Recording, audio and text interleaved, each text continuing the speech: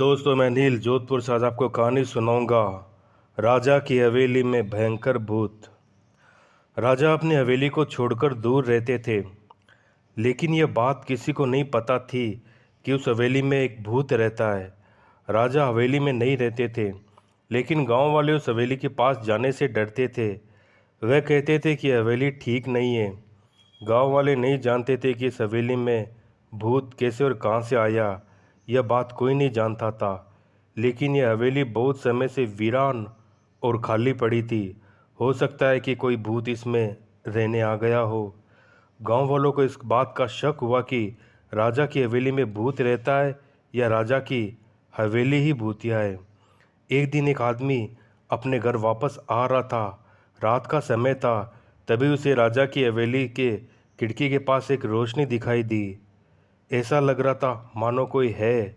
रात के समय वीरान सुनसान हवेली के पास रोशनी क्यों है? आदमी के दिमाग में प्रश्न घर करने लगे। वह जानना चाहता था कि रोशनी कैसे आई और कौन हो सकता है। आदमी हवेली के पास जाता है तो वह अजीबोगरीब आवाज़ें आ रही थी, जबकि हवेली में जाने का कोई रास्ता नहीं था और अंदर जाने का जो रास्ता था वह पहले से बंद था। सभी जगह घास फूस पेड़ पौधे उग गए थे, जिस कारण हवेली के दरवाजे को खोलकर अंदर आना असंभव था। जब आदमी खिड़की के पास पहुंचा तो उसे अंदर से आवाज़ आने लगी। रोशनी बढ़ने लगी। वह डरने लगा कि ये क्या हो रहा है और ये रोशनी कभी चालू हो रही है, कभी बंद हो रही है। कुछ समय के पश्चात वह वहाँ रोशनी भी बंद हो गई और आवाज़ आना भी बंद हो गई। अब वहाँ शांति थी। उस आदमी को कुछ समझ नहीं आ रहा था कि ये आखिर हो क्या रहा है। जैसे ही वह आदमी हवेली में जाने लगा तो उसके सामने एक साया आ गया, जिसको देखकर वह बुरी तरह डर गया। उसी क्षण अचानक से वह साया गायब हो गया। उस दिन के बाद वह आदमी कभी भी उस हवेली की तरफ नहीं गया। उसने यह बात पूरे गांव वालों को बताई, जिसके बाद से सभी गांव वाले उस हवेली को भूतिया हवेली कहने लगे और भूतिया हवेली की तरफ जाना किसी खतरे से खाली नहीं। यह बात हर गांव में आने जाने वाले को बताने लगे। गांव वाले सोचने लगे शायद इसकी भूत की वजह से राजा ने इस हवेली को खाली कर दिया। कई बात ऐसी है जिन पर आज भी गांव वाले संदेह करते हैं। भूतिया चुड़ैल। मानसरोवर गांव के सुनसान जंगल इलाके से एक कार रफ्तार के साथ गुजर रही थी, जिसमें बैठा रणवीर बहुत ही खुश नजर आ रहा था। तभी सीट पर रखा उसका मोबाइल बज रहा था। कॉल रिसीव कर उसने मोबाइल को अपने कान से लगाया और एक हाथ से ड्राइव करने लगा। कॉल रणवीर के दोस्त गौरव का था। रणवीर, क्या हुआ गौरव? क्या तुम्हें थोड़ा सा सब्र नहीं है? मैंने कहा था ना कि हवेली मेरे नाम होते ही मैं तुझे तेरे हिस्से के पैसे दे दूंगा। गौरव, 15 दिन निकल चुके हैं, आखिर कब हवेली तेरे नाम होगी और कब तू मेरे पैसे देगा?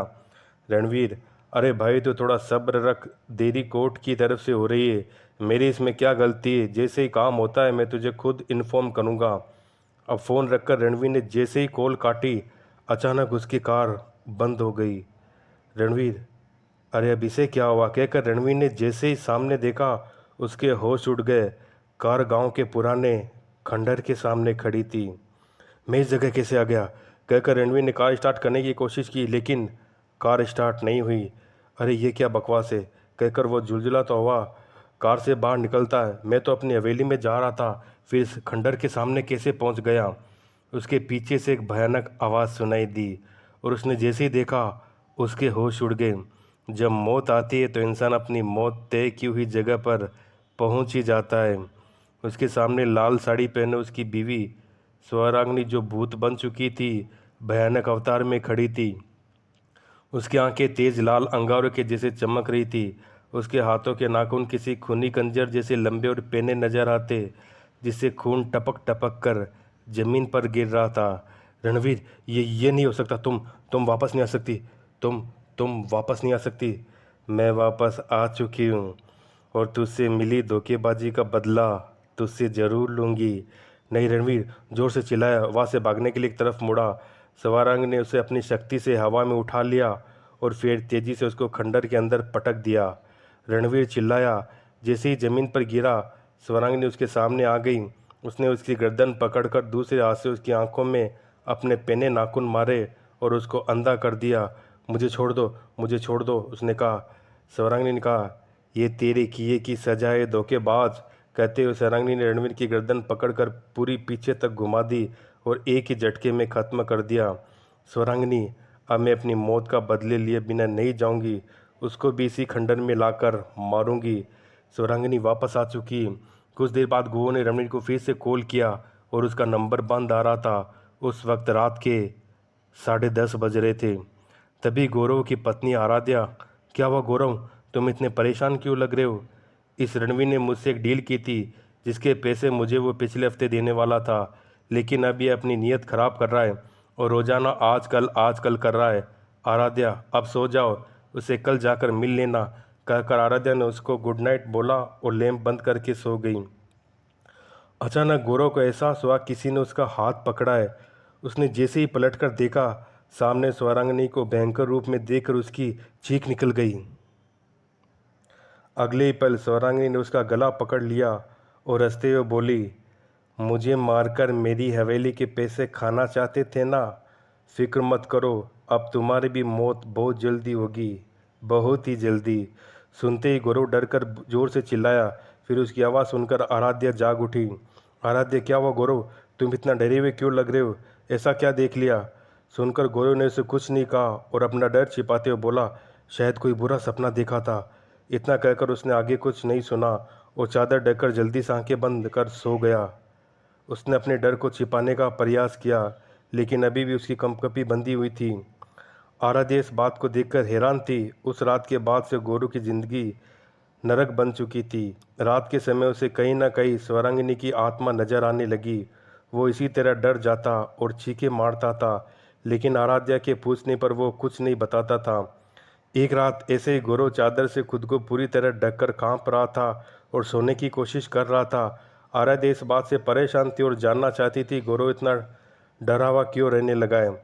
आराध्या, मैंने गौरव का ऐसा बर्ताव पहले कभी नहीं देखा और मुझे इसका पता लगाना ही होगा। गौरव उस खंडर में मेरी लाश दफन है, वह जाकर उसका अंतिम संस्कार कर दो, वरना मेरी आत्मा रणवीर की तरह तुम्हें भी मार देगी। इस बार गौरव को आवाज़ आई। वो झट से डरी हुई हालत में बेड से उठ गया। उसने देखा कि आराध्या बेखबर सोई हुई थी। वो भी उससे कमरे में बाहर निकलकर बाहर जाने लगा। आराध्या सोने का सिर्फ नाटक कर रही थी। वो जल्दी से खड़ी हुई, फिर चुपके से उसके पीछे पीछे हो ली। गौरव घर से बाहर निकलकर घर के पीछे वाले जंगल की तरफ चला गया। आराध्या भी दबे पांव उसका पीछा कर रही थी। गौरव उसी पुराने खंडर के सामने आकर रुक गया।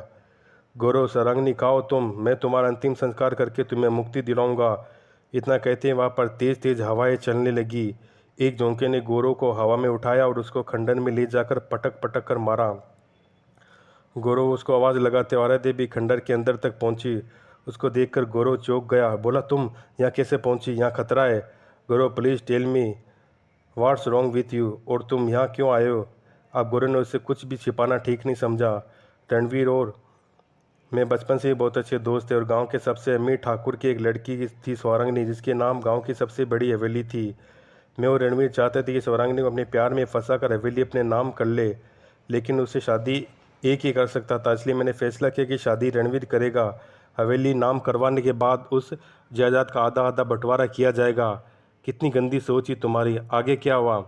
शादी के बाद स्वरांगनी हवेली रणवीर के नाम करने को तैयार नहीं थी और रणवीर अगर उससे ज़बरदस्ती करता तो वो समझ जाती कि वो उससे प्यार का सिर्फ नाटक करता है। इसलिए मैंने और रणवीर ने प्लान बनाया कि स्वरांगनी को रास्ते से हटा देते हैं। एक रात रणवीर ने स्वरांगनी को क्लोरोफार्म सूंघाकर बेहोश कर दिया और फिर हम उसको लेकर वहाँ आए। हमने उसे मारकर खंडर में यहीं की कच्ची ज़मीन में दफना दिया।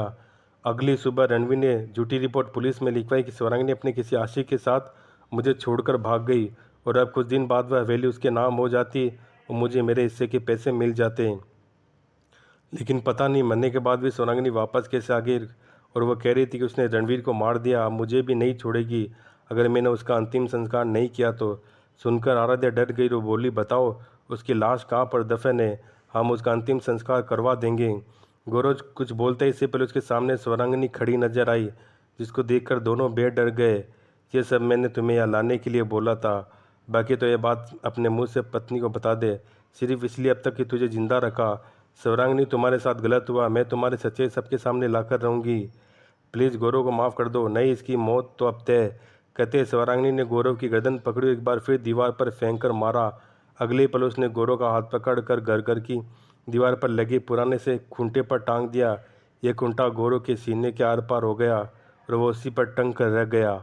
मेरा बदला पूरा हुआ कहकर उसने आराध्या की ओर देखा और कहा, मेरे साथ हुई घटना की सच्चाई तुम जाकर मेरे पापा को बताओगी और पूरे गांव को मेरी सच्चाई को जानेगा।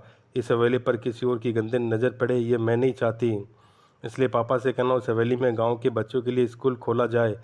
अब मैं जा रही हूँ, लेकिन अगर आगे से किसी भी लड़की के साथ किसी लड़की ने धोखेबाजी करने की कोशिश की तो शिवरांगिनी वापस आएगी।